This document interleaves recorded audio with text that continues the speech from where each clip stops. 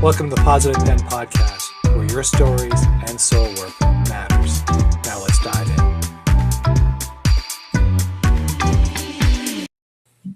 Hello, everybody. This is John Ronaldo with Positive Pen, and we're excited here to have you. Forgetting technical issues. I always have technical issues. Anyways, the thing is, we have a friend of ours for the podcast. Her name is Sarah, and we've interviewed her, but we brought her on the podcast. I hate to say interview. We had a discussion about a year ago. And back then she was still figuring things out on Substack. And a lot has changed in the last year, I would say, since our conversation. And so we're going to bring her back on and welcome Sarah to the show. Hi, thanks for having me. Good. That's good. Yeah. So I know it's been about a year, right? Since last Close, a little less. Yeah, it really kind of has flown by. Yeah, a little bit. Yeah. So since then, I mean, when you originally came on Substack, you were still figuring things out. You were trying to figure out where your voice was and what you were planning on doing and so forth. But I think what we need to talk about the current events of what's happening. A lot has changed in your life, hasn't it? It has, yeah. In the span of a short amount of time. I can't believe it's been a year. Yeah. So I think my intro to you doesn't serve justice as well. And I don't think my writing about you on Friday didn't serve you well, because I didn't really want to get into those deep stuff without having that conversation with you. One of the things you were challenged by is a health scare or a health issue that came along the way, and that kind of put a tailspin, didn't it? It did, yeah. So I had not planned to talk about it publicly, but it was Substack that really kind of gave me the courage to do it, and it became not only an outlet for me, but this became a community of support, which was a surprise. So I went in for just a regular appointment. Been healthy, fortunately, every year and take pretty good care of myself. And I had gone in and noticed that there was an unusual lump during a self-breast exam. And I had my doctor check it out. And my heart just kind of sank when he thought, he said, I need you to get this checked out right away, rather than just go get the typical mammogram, like go in and get extra testing. So I'm glad he did, but it was nerve-wracking, and ended up that I had a small stage 1 tumor. And when you hear that in your mid-40s and having young children, it was definitely surreal and devastating, and not knowing just what that meant at the time. It took some time to figure out, through tests, how serious this was and how long treatment would be, if it was curable. So fortunately, at the stage that I caught it, it was very treatable. I think as you're processing it all, it's hard to believe that. And now, being on the other side of it, I'm so grateful that I had a wonderful team of doctors and oncologists and surgeon who saw my disbelief and kind of walked me through it. Of, you hear the word cancer and you're like, well, that's incurable, right? And I learned a lot through the process. And so as of now, I am cancer-free after a surgery and radiation. And I was documenting that on Substack. And I'm not someone who likes to do that type of thing on Facebook or other social media. And I have no judgment for people who do. I think a lot of people feel support on things like that. But for me, it wasn't until my last day of radiation, when it was all over, that I shared it on Facebook, because it's really difficult to get questions from people who love and care about you, and you appreciate that. But I think I only could have a very small circle at that time. You really have to focus all your energy on yourself and your kids and your job and getting well. So putting it on Substack, it was anonymous, but also finding friends and connections and people who had been through it, who'd even been through the journey with a diagnosis that was much more serious and having to go through chemotherapy. And I'm glad that I didn't have to go through that. Some people who had gone through many more rounds of radiation, who encouraged me to get through that really exhausting part. And that was really lovely. You don't find that everywhere, as you probably know, on Instagram or Twitter. It's kind of like an angry, judgmental space a lot of the time, or it's become that. So Substack, it was just a really nice way to have people encouraging me, and it wasn't so personal, if that makes sense. It wasn't people from high school or people that you just weren't ready to answer questions about. So Yeah. yeah, I can understand, like, when I had well, I had a couple scares, but the first yeah. one lately was the hospital stay with the blood clots, obviously. But I Hmm. didn't broadcast it to anybody on Hmm. Facebook or things like that. Hmm. But I thought about Substack as a way to shed a beacon of what was going on. Hmm. And I don't know why I did it on. I think it was more of a journaling, because I think people would understand. I think that's where it is. I think people would Hmm. understand this is journaling. We're Hmm. journaling our events. We're just sharing our voice. And with if you do it on Facebook, you're quickly judged as whatever that is. If you go on Twitter, no one really cares about you. And Gotcha. Instagram, you're not showing any skin. You're nobody, right? And Hmm. then TikTok, you need to do dance moves to get Right. noticed. Uh, And that's so not a period you want to be doing dance moves in yet. no, yeah. So there's so much you could. Yeah, Yeah. and I don't know why Substack, but I understand what you're saying. Substack Hmm. was an interesting place to start talking about that journey, and then as it progressed, you got support, and people were like, "Wow, I didn't realize that was happening," and there was a lot more of that going on. So I can understand that. And obviously the community was there supporting you along the way, and there was other people, as I was reading your Uh-huh. stories. um, Mind you, I read, but I don't always comment because it's just there's a lot I got going, Hmm. and not that I can't, but I think but there was a lot of people in there that was kind of like, yeah, had cancer and this is what I did, and that kind of like, I think I think when I remember when you were responding in a way that, oh, thank you for sharing, and thank you for, like, you were kind of like, you were giving it back just as much as they were giving it to you, which is a very interesting way, a dialogue, especially on the internet, where you're all Hmm. total strangers, but you were kind of sharing stories. How did that make you feel?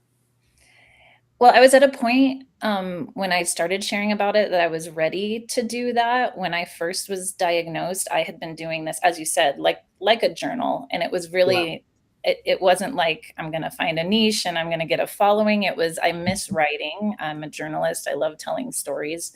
And I met someone at a book club here who, he's a journalist also, and he was just writing about his experiences around town, and really unique too, because we're in a very homogenous area in northern Colorado, and he just kind of landed here and really liked it. And he was just talking about his experience as an African American man who landed here and just interacting with different people, and some was positive, some wasn't, but Right. just like experiencing it through new eyes. And I grew up in this area, so we got to talking, and he said, You may find that this is a much more supportive community than some other social media. And I had just started to hear about it at film festivals. There were a lot of people on Substack who were making films, and a lot of creatives. So I didn't think very many people would read, because you get on here and you see very famous authors and former journalists and Katie Couric. And I'm like, okay, well, this is almost like a safe place to share some personal things, because who's going to pay Yeah. attention to me, right? And so it's really kind of grown organically out of that. And yeah, at the time I found out, it was just far too personal. And I was in the, denial, grief, anger kind of phase, where I was kind of just writing less, but writing about other things. And I reached out to some people who were being very public about their journey, and, going through hair loss, or through a more serious form of cancer, or coming out on the other side. And I saw them seeing support out of that, and it gave me the courage to just reach out privately and ask them questions. And they were just so kind. These are total strangers who are getting back to me, and some of them were even doctors saying, you know good luck to you. And we know exactly what you're going through and the fear, and you need to just be patient and let the test kind of come back and keep us posted. And they seem to really care. And that was just a safer place for me than sharing with multiple people, because obviously the people who care about you, they're going to be really emotional when you tell them, and then you're carrying that too. I'm very Yeah. a big empath. Like a So guilt almost. yeah, and I don't know if you experience this going into the hospital, like you feel bad when the people who love you are really scared for you and you've been doing fine, right? And you need to kind of focus on yourself. Yeah, you're So kind of like that. Not to put it out there, but I mean, you're scared shitless already. right. You're like, That's this is right. is this the end? Like this is Mhm. how I go out? Like Yeah. Or that's will the I see graduations for my yeah. kids? The youngest is 7, and yeah, Yeah. he was 6 at the time. Yeah, Yeah. exactly. It's you're scared shitless. It's not that. I mean, not Hmm. let's not dance around it. It's a very Hmm. harsh situation, and you're like, and then you have people questioning you, and you're like, I don't know. I don't really. I'm trying to figure out the minute of the Yeah. next minute. Like I'm just trying to work through that process, and people are kind of like, and you sympathize with them. It's just hard. That's a lot of hard conversations to have, and a lot of Hmm. worry. And I it's don't good know. intentions. They just want to know Yeah, answers, and you don't have answers, and you don't yeah, have the capacity for it. So it was nice to have a response from people in private messages, and it eventually gave me the courage to go, okay, maybe I can write a little bit about this. yeah, And one of them, I think it was the first time I wrote about it was I did like a John Wayne quote with a cowboy, and I don't remember what it was, but it just really resonated with me of like, you think you can't face the thing, but you just have to saddle up and go anyway. Like I had to wake up and feed my kids and go to work and do all these things. And I wanted to curl in a ball until we figured out what was happening with my body. And it took months. Right. So, and then yeah, even once you get to the surgery months later, luckily they weren't rushing me in like some people if it's, grown, but this was not a very aggressive form. But you don't know until they take it out if it's spread. So that waiting period was like, how do you get up and do normal life until you take the medical leave, right? How do you yeah, face your coworkers? How do you get on Substack and continue to create? And so yeah, I think for that, it was a way to kind of, it was almost like, what do they call it? A soft launch of my diagnosis, kind of something's going on. I'm not quite ready to talk about it, but I kind of need to put that out into the yeah, void so people know.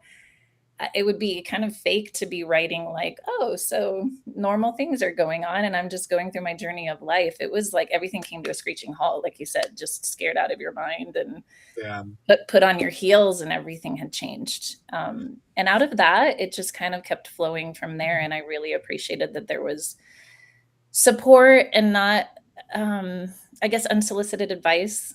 And I find that even in like the Facebook forums, and I think they're great to have. But when you have a forum where so many people are going through it at the same time, sometimes a lot of fear can get into it. And I didn't find that here. So I was really grateful for Substack for that reason. a lot of people have a lot of assumptions Yeah. and a lot of opinions, which I understand. I remember, so I have a friend in New Mexico, a good friend, and he was like worried, Hmm.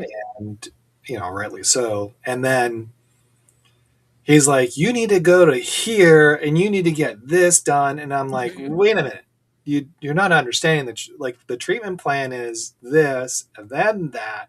Then if I need to, I got to go here." And it but I didn't. He's like, "You do whatever you want to do." Type attitude, and but I took it as he cared, right? Right. And that's I'd rather have someone try to fight for me than someone not fight for me, and that's where. Hmm. But I think he was worried big time, and I understand why people get worried. But the other thing is that I wanted to say something about, because you were talking about how people are challenged and what do you do? You're kind of in this in between world of, well, do I die or do I live on? Right? I Yeah. don't mean What happens next? I don't mean that to be funny, but that's the only way Yeah. I can put it. Yeah. Yeah. And I have a neighbor. Her son was diagnosed with a rare cancer. It goes in Mm, your bones. I mm, can't remember what the name was, but it's in your bloodstream and all this, and there's blots all over mm, your body. mm, And so the first treatment didn't work. The second treatment another treatment went and worked. No surgery. It was all these treatments like chemo, Mhm. all this, and then Mhm. they were doing triple the doses or quadruple the doses that Mm. your normal person would take. Wow. And he would get up and go to work. Now, he would not, it's not a normal, like he would spend a day kind of figuring things out because he was trying to, get a sense of who he is. But Mhm. he would actually, it was a hard, it was construction. And it was not just Wow. normal construction, it was like very hard labor type of work. Wow. And he would go to work every single day. And he would go to work after treatments. He would spend a day. Mm. He would go to work at home. He would rest up. The next day he'd go there, and he would bounce back, do this, and the cancer came back. Every time they think they got rid of it, it came back, Mm. and it was just this thing. And one day I just told him, I says, "You just don't want to die, do you?" I mean, like, and I mean that in a very sincere way because, like, he goes, "You should be dead by now," and he goes, "I Yeah, that's a know." lot to go through. And I Mhm. said, "I think the only way it's saving you is you're still living your life no matter what." And I think Yeah. that's a lesson that everybody should live, Yeah. regardless how whatever has been thrown at you, just you got to live it no matter what. Mhm. So I don't, Yeah. yeah, I And mean, I think it takes some time and everyone will process it differently. For me, going through different moves or job changes or divorce, a lot of what kept me going was my kids. You're like, I can't just shut down here, not even for a day or a no, week, right? I don't think it's healthy to show no emotion, right? I mean, they saw some tears before I even told them it was cancer. I took some time because they're young before I told them and got mhm, more information first. But yeah, I'd let them know. I'm like, I'm scared. I have a surgery. There's something they have to get out. But you can't just stop functioning, right? We need to. The week I found out was all of their first week of school things, right? So we're coming up on a year here, but it was these ceremonies for first oh, grade starting at their sweet little school, and you had to go and just put on your best face and be there for them. And I think everybody can find their reason, even if you don't, have family or children. It's just kind of, well, I was living for something before. This might look a lot different, and I might not be waking up super excited about it, but I want to keep doing it. And I think that's what Substack gave me is I was really enjoying this. I was getting to be creative again. I was writing, and I used to just always write other people's stories, but I was talking about my journey for the first time. So I thought, am I going to let this take that away from me, or am I going to let people in a little bit? I mean, maybe not into everything, but as I could, it gave open up. you, but here's what it does for you on Substack. People are looking for authentic things. Right. And if you're not authentic and you're going to flower things around, like I know you're a journalist, you're going to be basically opinionated or you're going to have some type of Mhm. biased views on whatever ism. I'm not sure what you wrote in the past, but Mhm. I think here on Substack, you don't have that luxury. You got to Mhm. let people get to know you and you got to have build trust with them and you got to feel a Mhm. little bit of whatever it is. And I think the more of you do that, being more raw, more honest, and more true to who you are, I think that's going to resonate with the Substack reader. Mhm. Because I think what happens is there's a lot of this fakeness, I would call it, where people are just posting things for the sake of posting, hoping they get hit. And then like I was reading something I had over 80 weeks of post, for example. I can't remember what it was. Like 95% of people don't stop writing and only 5% continue type thing. I was like, Wow. oh, that's kind of cool, but whatever, right? but but that kind of like as we're talking, I brought that back up because I think to myself, Mhm. all those people that try to play around on Substack like a social Mhm. media site and they dump a bunch of stuff down there and it doesn't really jive with the readers here. Mhm. So when you became more honest who you were, I think that's where people felt more connected. Mm. And sometimes being real about your life is a lot more better than trying to write about the flower in the garden. I appreciate that because, I grew up, there were some tough things in my childhood, and I go back to my journals and I'm like, wow, I really sugarcoated that. And I think it was survival, where I was like, well, this and this happened, and it might have been like a really bad fight my parents had. Yeah. But this and that is so great because I was building this world, right? And that's your protection when you don't have a choice, right?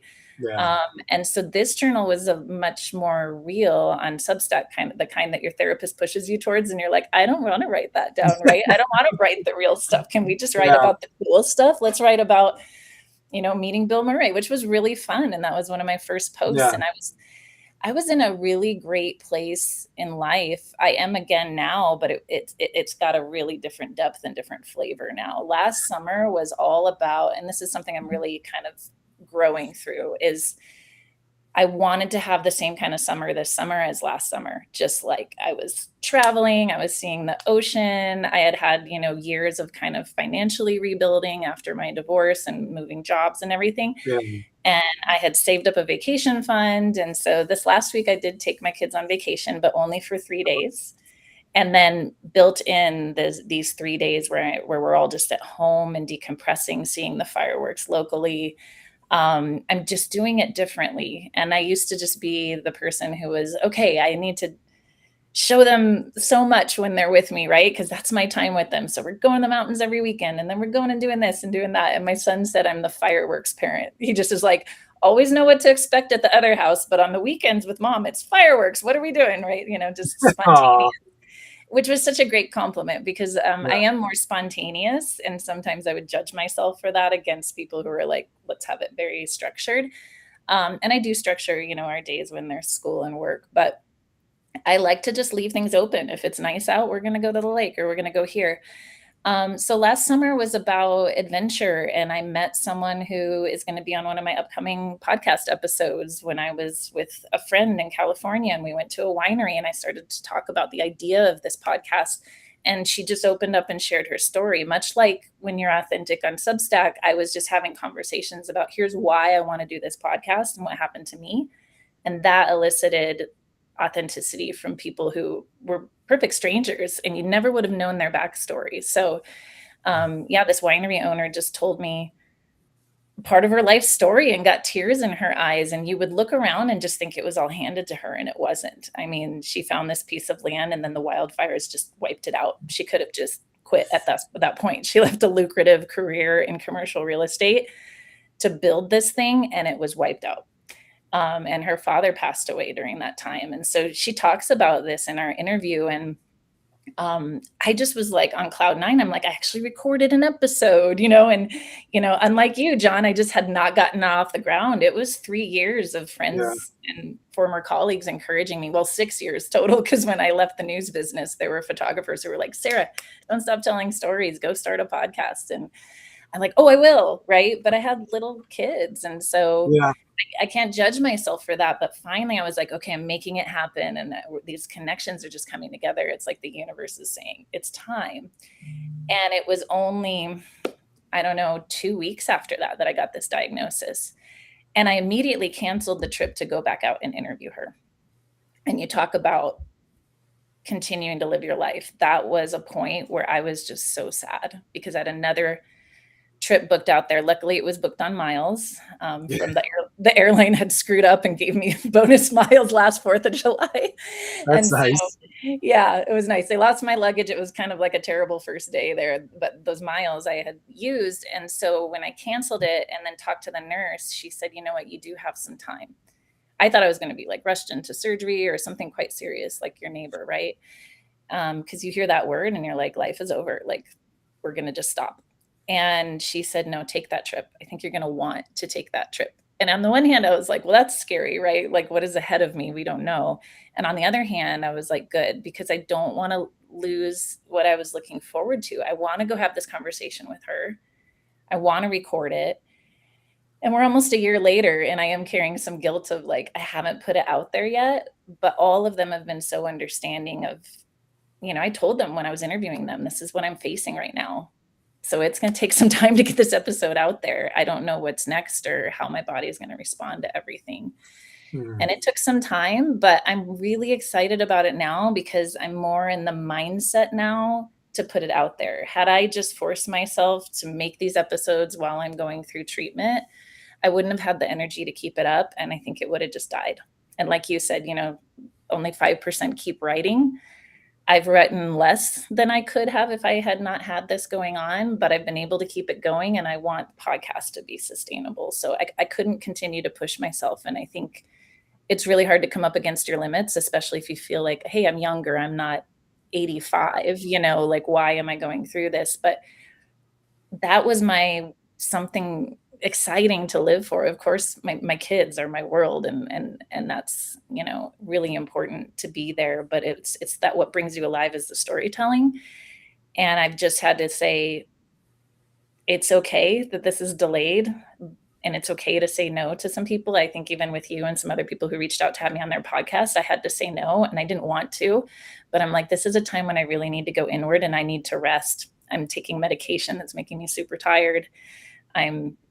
My body's just not responding the way it used to, and I need to feel good again. And I'm starting to slowly get there again. Mm-hmm. I mean, I don't get me wrong. I wasn't rushing you. I knew you were trying to get your figure yourself up. That was fine. Yeah, everyone's been so understanding, but that was new to me. I usually am the person who's like, well, yes, let's do it, right? Or inviting you on mine, right? And it just wasn't the season. So, but you say that the Bill Murray one was very authentic as well. You know that, right? It was true to it was. I appreciate that. It was a good story. It was good. Now, in your journalism world, were you lifestyle? What kind of reporter were you?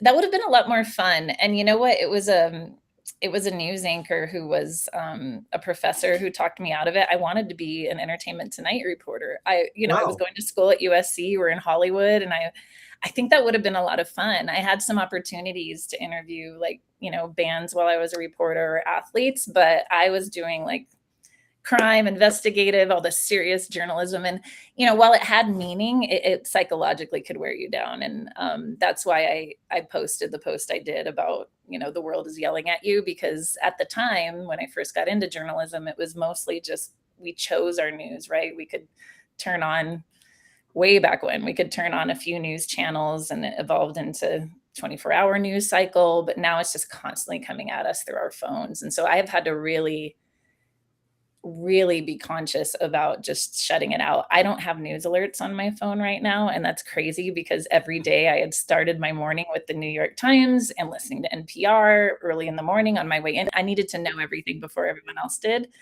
And now I've had to just shut it out so that mentally I can get through the day. A lot of it's just so negative. It's so divisive.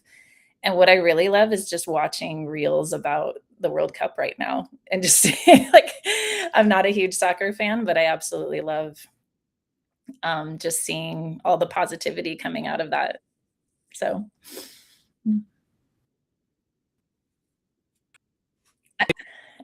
I think that it's important to just digest it. Oh yeah, you did. I remember that. And we worked on headlines. So we always wanted something graphic or very eye-catching. And yeah, because I worked on circulation, so our team I was involved in headlines and making sure we had the front page right and all that. And there was arguments with the editorial and us all the time. And even though you showed we can sell more papers, we did this, and they were like, there's so much crime, why do we need to post that? And that was the issue there. But yeah, they said if it bleeds, it leads, even in journalism school, and it's true. And it's what people watch. And I mean, to be honest, I've been on my days off here getting into true crime podcasts. It's fascinating, right? We can't look away. It's like a car accident. It's that curiosity, but if you digest too much of it, then you think the whole world is bad and dangerous. And I think that's what I love about these World Cup clips is it's like, no, it's not. There's just a lot of great humans out there. It's just not always what sells. No, I know, it's true. No, and actually an albino squirrel had the best sale that year, one year. Yeah, I mean, was just unusual. What the heck was that? But that was the best sale, because everybody didn't see a white squirrel at one time. So that was just totally unusual. And it was a random shot by the photographer, like the staff photographer. And they went, hey, let's just put this on the front page. And I went, no, because I was a director, and I was like, that's gonna suck. And then, no, that's gonna put that on. And they did. And I was like, you know what? I was my bad, you know? Yeah. Yeah.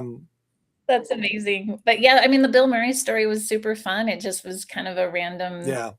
chance encounter, and I was gonna leave him alone. I think most of the time people like to be left alone. He happens to be one of those super friendly celebrities. I didn't draw a lot of attention to it. I just wanted to say hello and just kind of wanted to be real about the fact that I'm such a fan that I said absolutely nothing about him. I just choked. I just started babbling about myself. I was like, I want to make a film. And did you know Sundance is coming here? I just wanted to like keep the conversation going. Yeah. And he was just so kind and genuine and just said, oh wow, like I didn't know Sundance was coming and you should make that film. And he ended up like encouraging me. And then when we shot the little photo together, his agent or assistant or whoever was with him, he just goes, act like you like him. And I'm like, oh yeah. And then that was when I said, I'm a huge fan. But I just didn't want to be too Yeah. like, oh my God, I've seen all your films and I've watched Groundhog Day as many times as he lived that day. You know, it just is like, but I told him nothing about that, which is so ridiculous, right? But I appreciated just like how kind he was and getting that little snapshot because it was really fun to tell that story. And Yeah. yeah, you're just kind of going through your normal day and you have this chance encounter with someone that you're a huge fan of and is another creative. And it gave me that little boost of like, hey, maybe I should keep trying. You know, here's somebody who's probably had failures and made mistakes in his life, but he just like kept creating, and everyone, you know, Right. who's met him seems to have good things to say about him. He continues to just be real. Yeah. He So puts a smile on people's mhm. face every time he's He around. does. Yeah. So I Yeah, want to get, yeah. I'm going to step one more back a little bit about cancer. Has that changed your Mhm. lifestyle, like eating? Like, has there been like a lot of like, I can't do this anymore. I can't do that anymore. Like, was there drastic changes or just small changes? It's a good question. It's a little frustrating because, like, you know, my aunt who called me, she just is like, "Why is it that all of us have had these clear scans, and you're the one who's like gotten into this workout group and you eat really healthy?" Mhm. And you know, and there kind of wasn't a rhyme or reason to it. The genetic test luckily came back clear, especially for my daughter. I was really relieved, and could have been things in the environment. We don't know, but Mhm. the oncologist just told me it's really important to understand this isn't your fault. We can't just say like, you know, it's a Yeah. common type of cancer that I got. Um, I sometimes wonder if the things we put in our body, like, you know, birth control pills and things like that, I think, you know, it was important for me to use it for a certain time, but then I got off of it for a while because of how it was affecting me. So I don't know if those high levels of estrogen or fake estrogen had anything to do Yeah. with it. So yeah, eating healthy. I've gotten a lot more information because they have dietitians on staff. So there's a lot of resources online, but just continuing to like make sure that I have a lot of like fresh vegetables, a lot of I always did smoothies, but now I know exactly what to put in it. You know, it's a lot of, you know, high fiber, a lot of just kind of keeping your gut really clear and clean, and that's good for anyone. And having a really active lifestyle. So I was really fortunate that I wasn't always that way. I'm surrounded by super go-getters in Colorado. I don't know if you've seen the amount of Yeah. Olympians Yeah. in the Winter Olympics that come out of Yeah. Colorado. It's intense. So I'm active, you know, I ski, I hike, you know, I walk, but I'm not a runner. I'm not like a crazy cyclist, but I have been conscious of continuing the habits I was starting to develop before because it helped me through the treatment and it'll help it Mm. not come back. So things like weightlifting, really important for women my age in general, but it's important for not having a recurrence or an occurrence at all. So a lot of strength exercises, and yeah, like getting proper rest and hydration and just all those like non-processed healthy real foods are just so important. And you hear that, but then when it actually happens, you're like, okay, I need to really get dialed in on this, right? Yeah. And it doesn't mean you can't have dessert or you can't have a drink here or there. Some people go no alcohol after. I'm drinking a far less. I'll have like a kava tea to relax. Not only do I feel better, I don't have a headache or, you know, as you get older, you don't tolerate alcohol as well, but I'm okay with just kind of saying no to it more often because I was doing it more socially. Yeah. And then why, if that's something that, you know, can increase the chance of recurrence. So you don't have to go cold turkey. That's a personal choice. But for me, I've cut way back on it. It just is frustrating when you go to the doctors and nurses and they're like, you don't have to make a lot of lifestyle changes. Unfortunately, you're just one of the people who got it, and you don't smoke. You have a couple drinks a week. You eat healthy. You work out. Keep it up. And you're just like, okay. So if anything, it's like, yeah, don't change it. Don't let up, on those days when I don't feel like going with my workout group, just push yourself to go, because you're not only going to feel better and your mood is better, but this is actually helping me live longer. And of course, that's going to drive me, because I want a long, healthy life, and I want to be with the people I love and see them grow, and hopefully grandchildren grow, and all of that. And so it's become much more important. So yeah, eating a lot more tofu and edamame than I used to, a lot more protein. I could not get into tofu. I don't care how many times you get from me. I just couldn't get into it. It's got a weird texture, and I'm trying to learn how to fry it and put it, season it with the things that I would do with chicken. Okay. But yeah, less red meat is important for cancer survivors. So we'll do turkey burgers, and then like a impossible meat. I never thought I'd like it, but it tastes a lot like beef. So inside of a taco, my kids love it. So I will work that in. But I have to tell you, 4th of July, we had burgers. It was real meat. We had to do the 4th of July grill out, and that was great. Well, we did we did a barbecue. We actually we didn't cook, but we went to a barbecue place to have barbecue. Oh, nice. Because I said the reason is 4th of July, we need to have barbecue. Because everybody said, I mean, it's a tradition, right? Yeah. But someone said to me, "Is that American?" I'm like, "What? That is 100% American. Of course, you got to have a barbecue or something like that, right?" So that's what we did. Well, luckily my partner grilled for me. He brought up a little grill, and cool. we grilled out. And he's German American, and he knows that that's the tradition. He's like, we are having grilled burgers. I said, perfect, because I don't grill. So well, I'm Canadian. I just got all the I'm Canadian, and I knew better than the Americans that I was hanging out with. I felt insulted. Right. I thought, like, you're not even American. And they're like, huh? Yeah. I started questioning their loyalty to the country. Like, what are you doing? And I love how like engaged people are who do come here from another country, like in the traditions. And that's another thing I've loved seeing about like all the World Cup visitors is seeing these clips of like the Australian fans, we're going to Walmart and going into Walmart. I mean, it's just like such a big deal. And I mean, Walmart gives me hives. I get really stressed out inside there, but they're just like, oh, this is an event. And I just like, it was like, whatever. It's an everyday thing for us. Go for it. Yeah. We're like, humongous store and they love it. It's like Disneyland. So now your podcast is like, I love how you phrased the intro. I really do. I thought that was very cool. Oh, good, because I overthought it for weeks. No, I thought it was very clever. And one of the things, like, it's time for another podcast, which was a very, like, I don't know if you picked that up or you just thought that up, but I've never heard of it before.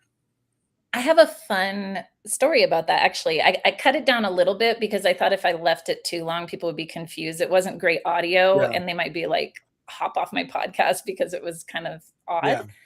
But what that was when I finally got this microphone that I had bought out of the box. It just sat in a cabinet literally for years, almost taunting me. Like, are you going to start a podcast? And to be fair, I had like a little, 2-3-year-old at the time. And I was like, how would I put out an episode at all, let alone multiple episodes? Right. So it sat there, but it was that step of, I bought the microphone, it's there. And every year, putting on my Pinterest board, women with microphones, podcasting, I'm like, going to manifest this. I'm not taking it out of the box. And it was that first trip to California. So this wasn't last summer, but it was the summer prior. So it shows you how long this has taken to actually get it going. But I like to be honest about that because I'm sure there are other people out there who they've got this dream in their heart, whether it's writing a book like you, right? And it just feels so daunting, or starting a Substack post, or just doing something creative that is a risk, Yeah. and fear will hold you back. You say, well, it's saturated out there. Nobody knows who I am anymore. I was famous in Toledo and I was famous down in Texas, but no one knows who I am, Yeah. and who cares, right? Yeah. And everyone's a star now, right? With YouTube, so why would they care? And so I think getting over that was monumental. I just took a trip by myself. I went to this Airbnb that was on this really nice mansion in California outside of San Diego. And there was this mini vineyard there. And it was just so peaceful. And so, what you hear at the beginning of my first episode is the whole clip. Maybe I'll put it into an upcoming episode, but I just said, here I am. It's out of the box. It's time to start a podcast. Oh, And I loved it so much that I scrapped the rest of the episode. It actually was all about the Bill Murray interaction. But I couldn't a year later get it to resonate. And so I'm like, okay, but I'm going to leave that part in because that was a big deal that I got it out of the box and recorded my voice. And once I played it back, it was like, oh, I'm home. Like, this is what I did every day. I know how to do this. I recorded stories day in, day out, and it was a gift. I come from this small town in Colorado, working class family. I had no connections, and I was getting the job that many, frankly, really wealthy people with good connections or a dad who knows somebody gets into. It's a competitive industry, even at the local level. And the fact that I was able to do it and just like voice these stories every day, it was like I sat down and I'm like, okay, this is my own little studio, and I don't have to have a newsroom, and I can put this into a computer and send it out into the world. And what is stopping you? And all of it was fear.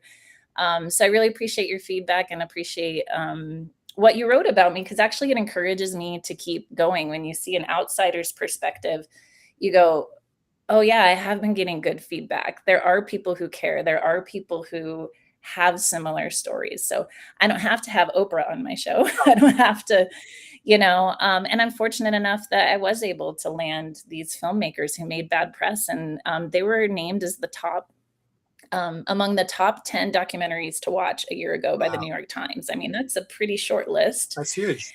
Pretty significant. They won a huge Sundance Film Award.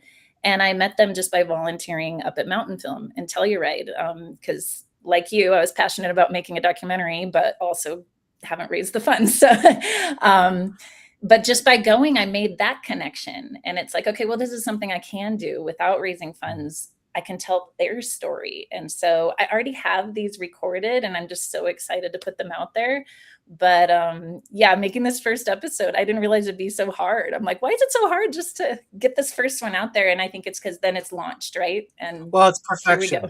You're a perfectionist. I am. Yeah. So it's showing you're perfectionist. That's why I said to myself, so a long time ago, back, I think 7, 8 years ago, even maybe longer, I did have another I had a podcast called Choice or something like that. Like everything you choose, you choose. And I used to bring in guests and filmmakers and all this stuff. And I don't know, I got bored of it, and it wasn't really me.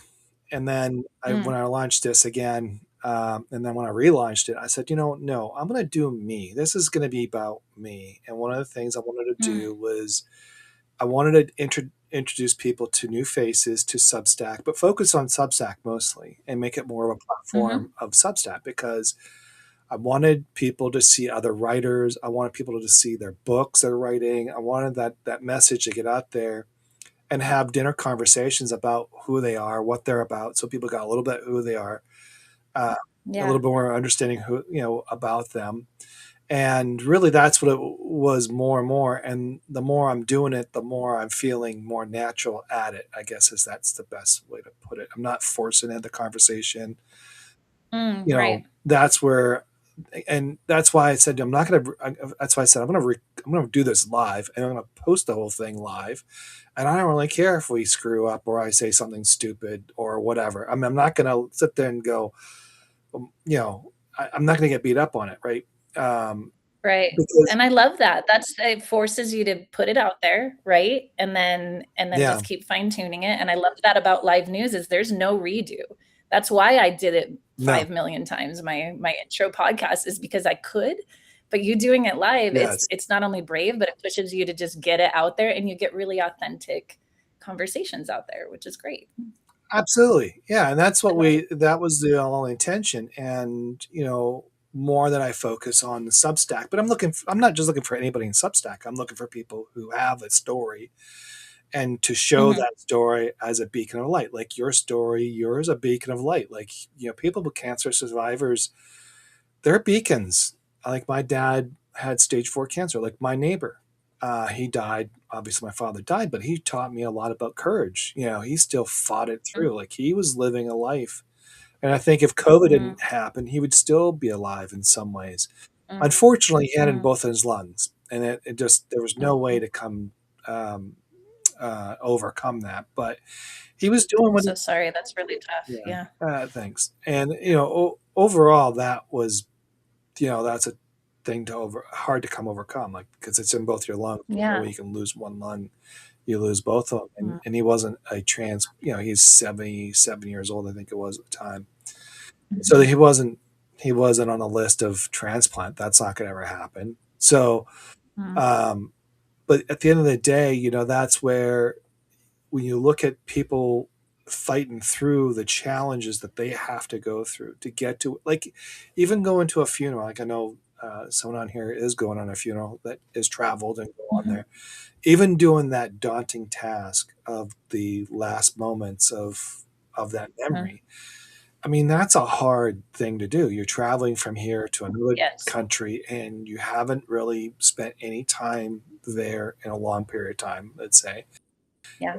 I had to do that when I moved to Vancouver. It was after 3 years of stupid COVID and going there. And, once the country was open, I was able to go back. But that's when I got to see my father pass away. So it was not something that you do. So when I do these podcasts, and I think what you're trying to do is very similar, but you're doing more recording and then posting it later, which is fine. Mhm.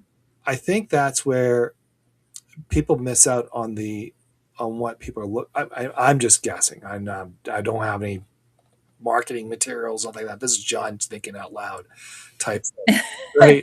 This is Yeah. John. Well, and from your own Yeah, experience, you've been getting a lot of experience in this, so you're seeing what's resonating and yeah. I what's mean, real. do I wish I had a better studio and all that? Yeah, of course. I mean, would have better camera? Of course. But I mean, is that really the goal, or the goal is the message? And that's really, I look Mhm. at it. I look at it as, is it a lesson learned? Is there something we can talk about? Is there something we can do? And I think when you do your goals, I saw all that in there.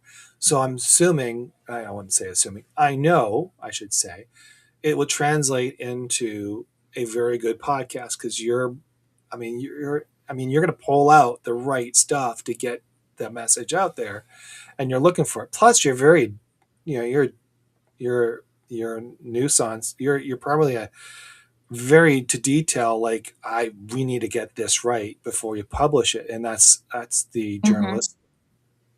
It's a blessing and a curse, right? Because I had a deadline when I was in Yeah, news, and now launching that first episode, I think a lot of the, um, failure to launch that, was just like, "Is this good enough?" And once it's out there, now I need to produce something else, right? So I had to be yeah, in the right headspace and the right physical, "Okay, we're gonna do this." And they're great conversations, but I'm not an editor and I'm not, this or that, right? Or the perfect studio, like you said. So these are gonna be audio, and I'm okay with that. Maybe yeah, eventually you and I will have some beautiful studio like Diary of a CEO, right? But that's just not, yeah, if I wait that long, it's never gonna go out there, right? Like, we're living life. We've got, families and jobs and things to do, and so we would be, I think, cheating people out of these conversations, and I'm so glad that you are doing it anyway, and you just figured it out, because otherwise we wouldn't be here, and, yeah. we wouldn't have heard from all the great guests that you've had if you just said, "Well, it needs to be perfect before it goes out there." So that's encouraging to me too. You and Kaz really helped me with, okay, it doesn't have to be absolutely perfect to just get it Right. out there, right? Well, there is that. So I worked for USA Today at one point, or Gannett, which is Okay. the Gannett. I don't know what publication. Yeah, I'm familiar with them. Yeah, they're And big. I worked for Knight Ridder, and I worked for a couple, and then I worked for a lot of boutique publications. But I Mm-hmm. remember we're in Gannett, and this was the downturn of circulation, like newspaper. Mm-hmm. 9/11 killed the newspaper business big time. But Mm-hmm. as we were going down the hill, one of the things I remember, we were in this retreat in Michigan, somewhere up north on the, I can't remember where the name, but we were up there, and they had this concept, and it was like this retreat talking about what we're doing, and it was about surviving. How do we survive, Mm. right, from this stuff that we were dealing with? And circulation, I guess directors have their own opinion of things, but then you have the newsroom and the advertisers, and then it just goes to head in the basket because no one wants to listen to circulation. And I'm like, but no, there's some theories behind what we're doing, right? So, Yeah. um, but anyways, but they sat there and they had these paper bags literally laid up on the wall, and you write down a bunch of stuff, and at the end, and we were talking about how we should do this, how we should do it, and obviously, if you ever been to those seminars, nothing really materializes, to be honest. I Mm-hmm. Mm-hmm. quite frank, because I'm still working there, and that Right. so, so I'm sitting there like listening to all this stuff, and one of the things was put your plan up, and then just say it was just good enough. Get it out. It's good enough. And one of the things Mm-hmm. that we started to do was start publishing things that were, I wouldn't say misled or unethical. There was still good Right. stuff, and there was good like publications that we were trying to push out, and but they were good enough. They didn't sat on the table for like 2 weeks before we published. It was more and Mm-hmm. more, it was good, and the stories got a lot more better as we were doing them.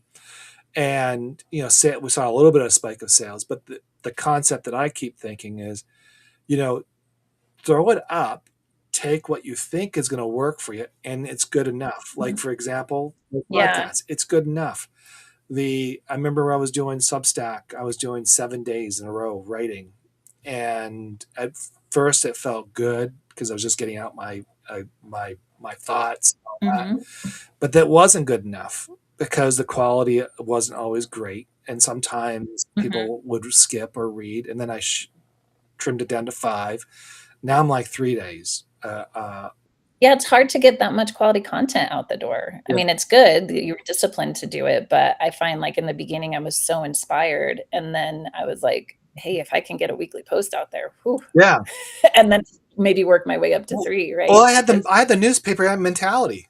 Oh, it's got to publish right? every single Shred it day, out. and Mhm. it doesn't matter what I Mhm. publish. Just publish it. And usually I was doing lifestyle Yeah. stories, which was inspirational stuff, which I was thinking that's what we need more of, right? Yeah, absolutely. But that was, so I say this in kind of going back and forth about how to go forward, and the reality is you got all the tools in front of you. That's number one. Number two, there's no perfection involved in this world of Substack, I would say. We Mhm. all do it differently, and sometimes we learn from each other, and sometimes we say, oh, that didn't work for them, I'm not going to do that, and that's Right. okay. And I think that's the best part of Substack. It's expressing it's expressing your art in a way that you wouldn't be able to do it in front of your family members, your colleagues, Right. others have the audience of the arts.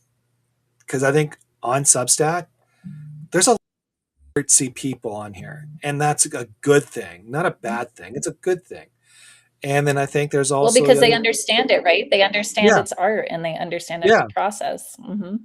So I think what you're doing is awesome. By the way, I don't think you're doing anything bad or not good enough. I think it's good. I really do. Thank you. Well, it's encouraging, and I think it's good timing for this conversation because I did put that out there, and, I hope people forgive my editing mistakes, but another one's coming out, so stick around for the good conversation, and if there's a glitch in the editing, know that I don't have a team. Yeah, well, sometimes the editing Mm. part. I mean, I do use AI for the editing, by the way. I'm not going to lie. I do ask it a lot of questions. Yep. Um, Mm-hmm. because sometimes, dyslexia people do have issues with the the grammars and things like that, and especially with me, Mm-hmm. that's just not a very, I don't want to put out like stuff that doesn't sound good.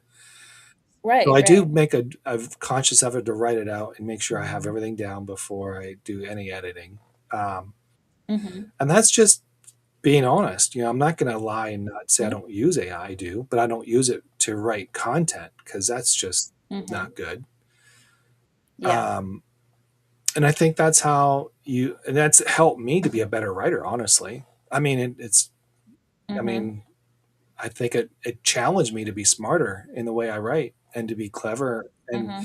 sometimes when you know how you write something, like you said, like the intro, I finally got out of the box. Basically, it's time to do a podcast, right? Yeah.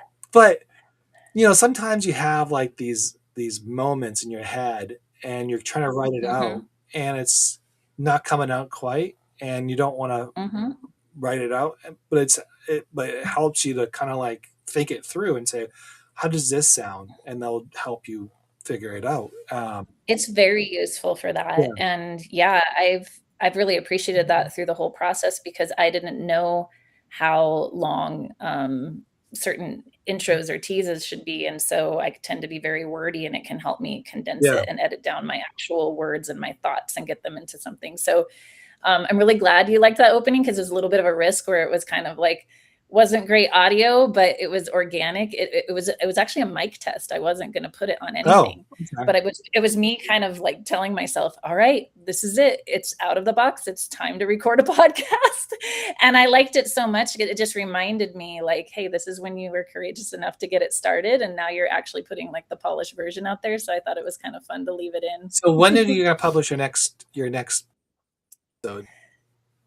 Well, I am working on it this week. So you're challenging me live, aren't you? Yes. I am going to say in the next 2 weeks, it will be out there. The paid subscribers like you will be the first to know, just like that first episode. So I'm about to announce that first episode is out there publicly, and then that holds me accountable. So in the next 2 weeks, you should be seeing the next one. And so what are So. you focusing on more on writing? More of your health journey, or is it going to be more lifestyle? Like what are you going to be focusing more? I think part of it will be about this journey of podcasting because I think hopefully it will encourage people who are holding off on something that's important to them, whether it's writing a book or getting started on something like a podcast, just what that journey has been like for me. But I'm just going to continue to write about, what life is evolving like. I'm in a really different place in life now. I have a partner who's really helped me through all of this. And, we've had to be there for each other in some really tough times very early in our relationship.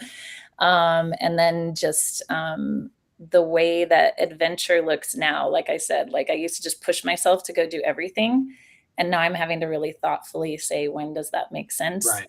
And when is it okay to just stay home and rest? That can be really hard for us type A people. And so I think that maybe for people in our stage of life, that can be hard. You're in Yeah. between young and I'm not old yet, but like what's my pace and what's important? And I'm kind of refining what's important in life. And that's a lot of what the next chapter is all about is, hey, it looked like this before, and it doesn't mean that's not important or not a part of my passion anymore, but it looks a little different now, and that's okay. So you mentioned your partner, and I'm sorry to go Mhm. through that one more time, but you mentioned about your partner and you going through Mhm. a hard time. Just for the audience, how long have you been dating? Mhm. So we're coming up on a year, right when I was finding out about my diagnosis. And I mean, it was our first date was my first oncology appointment. Oh And obviously boy. I didn't announce that, so it took some time to tell him that. But yeah, it's been quite the journey to go through that. And we had to go into the ER for something, and they were all joking around, and they're like, the two of you, like, have you gone through all these things between him and I that what we both have gone through in the last year? They're like, that's so unusual, but also like, wow, you've kind of like tested this right out of the gate. So that's been an interesting journey. And And it was right when I was giving up on dating. Honestly, wow.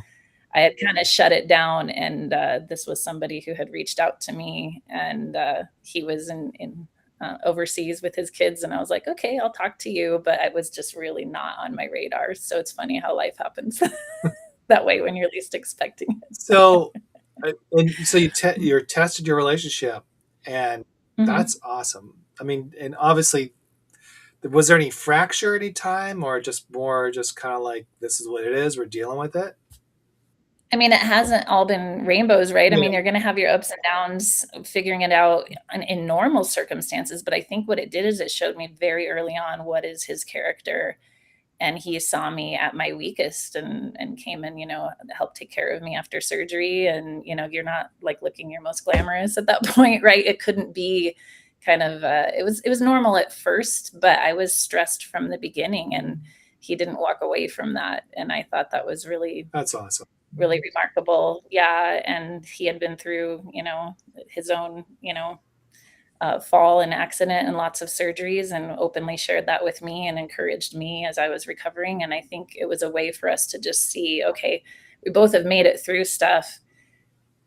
And if we can make it through this, maybe we can make it through the other stuff that life throws us at us. And we decided to give it a shot anyway. But yeah, it definitely put us through the pressure in the beginning. And I think the biggest thing is humor. Like, we laugh a lot, and it's so healing. And he has a very quirky sense of humor, and it's really it's helped me. Well, he is It's helped me. German, so they don't really have quirky sense of humor. They have It's different, and it's, sometimes I'm like, is that a joke? they're very sarcastic. And now I figured it out. There, I'm like, yeah, I think it's a joke. You're like, well, I would say, like, I have that quirkiness because Uh-huh. I think it's a European thing where you kind of Okay. like say something like Mm-hmm. kind of like serious but not really serious, and let people kind of like digest it, and they kind of like, Yeah. what are you like, what? Yeah, it's okay. They just And we Americans were like, is this real? Do I need to be polite, or am I supposed to laugh? And yeah, so we have a lot of those moments. Yeah. And that in itself is kind of funny. So one more thing, I Yeah. noticed your painting back there, and it reminds me of New Yeah. York City. Is that Oh, yours? yeah, it's funny. I hung that up, and that's something that I made, and it was my mom's birthday, and we went to a paint and sip. Oh, okay. And we both made one. She's the good artist. I think hers turned out better.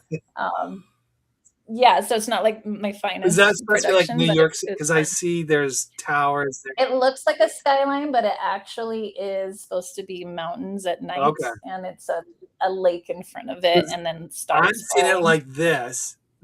So, Right, and it does. And I was just in New York City, and it kind okay. of looks that way, Oh, like there you Manhattan at night. Yeah. go. That's cool.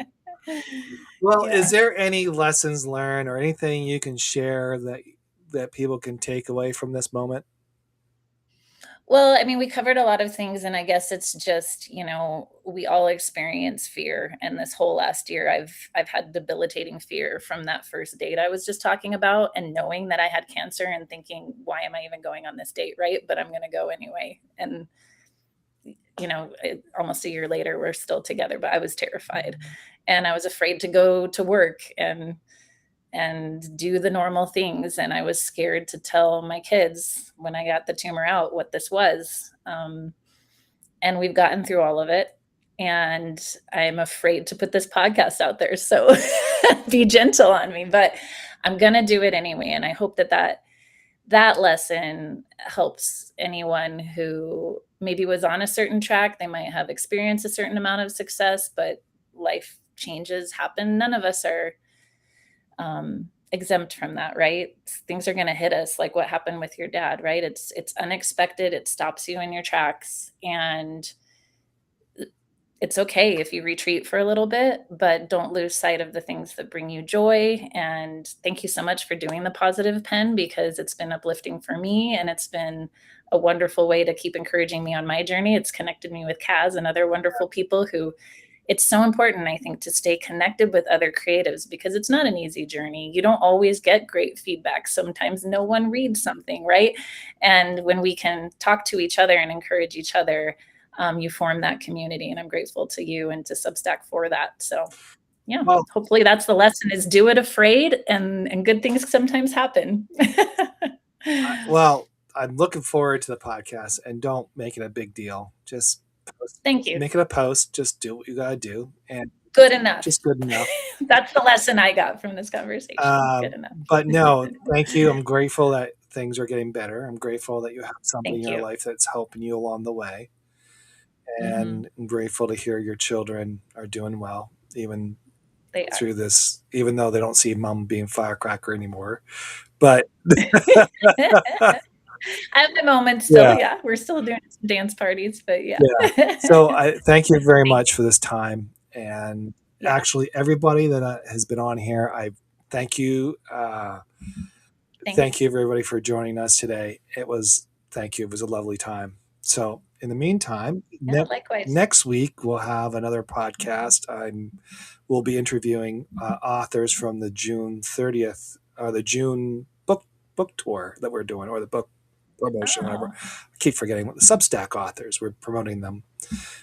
That'll be great. Yeah, so starting bringing those guys in, or those talk about their books and their journey and all that. So we'll be doing that. Big thing in the month of August, I'll have one more podcast, and then after the 10th, I'm done for about a month on the podcast stuff. So, because I want to focus on my my documentary, I want to focus a couple other things. So I need to not do this. Not that I don't want to do it, just time is limited. So that's all I have. Anything else you want to say, or are we good? I think we've covered a lot of things, and it's just been great to connect with you again. Good luck with the documentary. I can't wait to see where it goes. And yeah, I'll just keep nowhere, because we're just nobody. Anyways, thank you, everybody, for the lucky people who support it. It's going to be great. Yes. Have a great